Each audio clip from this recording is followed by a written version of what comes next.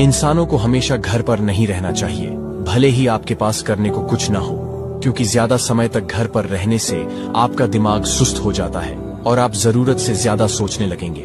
इसके अलावा आपके अंदर नकारात्मक विचार भी ज्यादा होंगे, इसीलिए कभी भी ज्यादा देर तक घर पर न रहें। साइकोलॉजी इस अवस्था को मानसिक चिंतन कहता है। ज्यादातर लोग जो लंबे समय तक घर पर रहते हैं वे शारीरिक रूप से आलसी नहीं बल्कि मानसिक रूप से थके हुए होते हैं। आपका बाहर जाने या लोगों से मिलने जुलने का भी मन नहीं करता, यहाँ तक कि आपको मार्केट से कुछ खरीदने जाना भी मुश्किल लगता है।